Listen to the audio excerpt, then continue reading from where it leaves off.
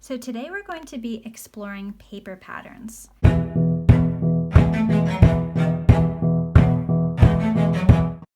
So this is what I'm going to show you today. This is a paper pattern that I just created. Paper patterns use paper as a guide. So you can see my pattern is right on here. You sew right onto the piece of paper to make your quilt square. And then after you're done and you're ready to put it on your quilt, you rip this off of the back. So they're fairly easy to replicate the patterns of. So if you see a picture of a paper pattern online that you think, oh, that'd be really great, it's fairly easy to replicate it. The hardest part is finding out where the folding lines are. So if you get a good picture of one or see one in a store or something like that, pay attention to where the folding lines are. That's half of the battle. The other half of the battle is trying to figure out what sequence you need to fold these in.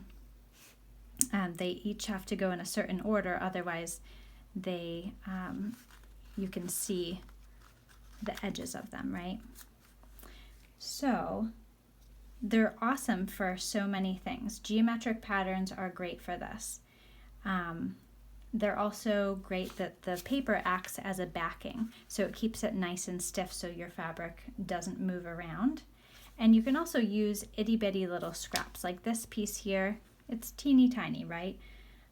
Like a 1/2 inch by 1/2 inch, something like that. So you can use lots of tiny scraps. The downside is the patterns are very geometric. I tried to do a gnome and a little mushroom, and it was just too choppy. It kind of looked like an old Sega game. Is that a thing? It's just very geometric.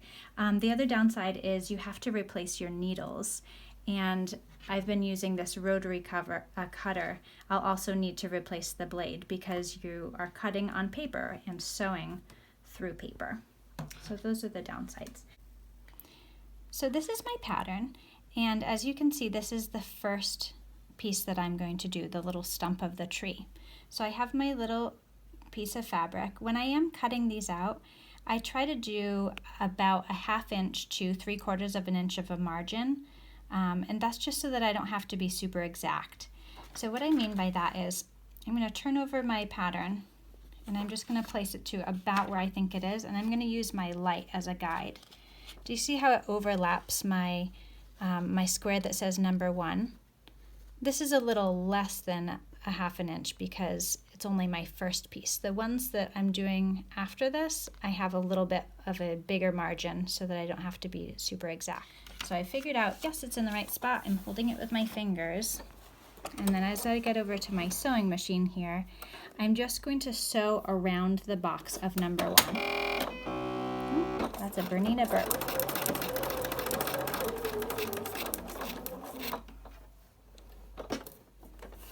Put down my needle so I can turn the corner. Put down my needle.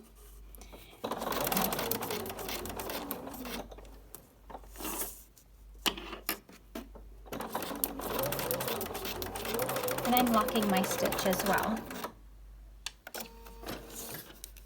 Okay, cut my threads. And so you can see on the other side, after I cut my threads, here we go. This is what it looks like. Not a whole lot, right? Just a little square. So now I'm going to go to my next piece, number 2, on the side here. And I'm just going to remember, okay, it's on this side. I come back over here, and I'm putting it good side to good side. They're kissing. And you can just kind of pretend, okay, this is what it's going to look like. Do I have this on the right side? Is it long enough? You don't want it to be over here. Then that'll flip up and it won't give you enough room, right? You want to put your edges together there. Flip it over, and then I'm going to sew on this line of number 2. Excuse me, photographer. I can't see my sewing. I'm going to lock my stitch again. When I get it to the other side, I just crease it with my nails, and we've got the side of the trunk. Now number 3 I'm going to do next here. I'm going to turn it over, same thing. Yep, That's correct. Double checked myself. And now I'm going to go on the stump side of number 3.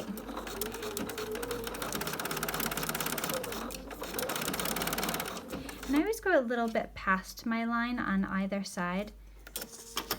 Just make sure that my fabric is going to stay put.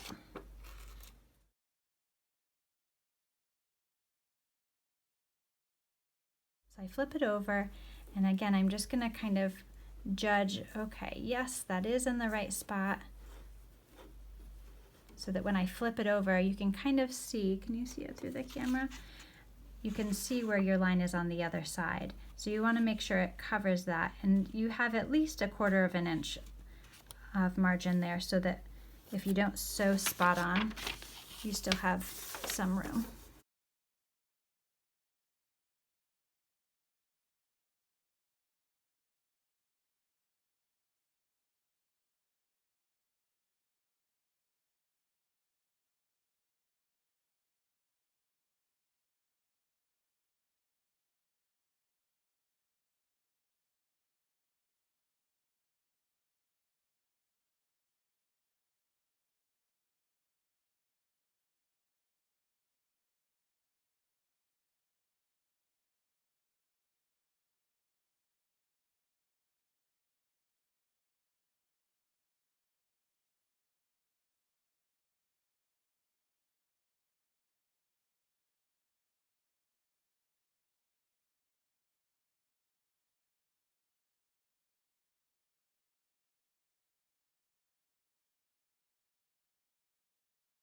So this is the edge of where my pattern actually is drawn, but I go a little bit past that because I know I'm going to be folding this over. It just makes things easier for me when I'm attaching the quilt.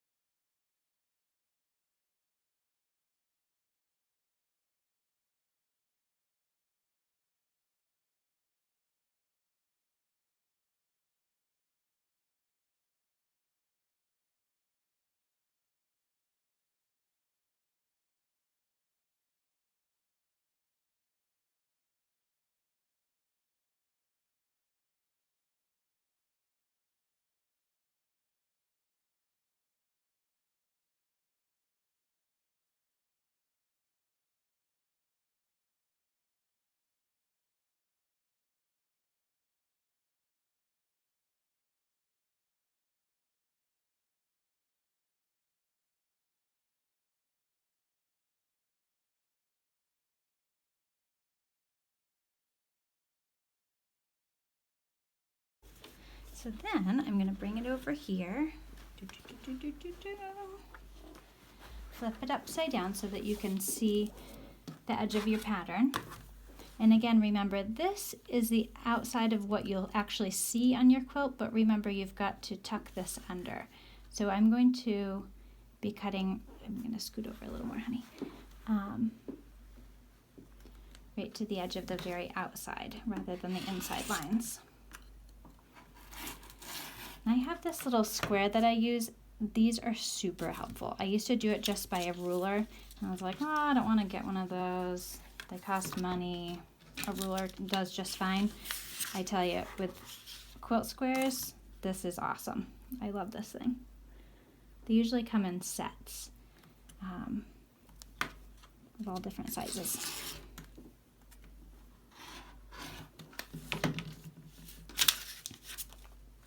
And there it is.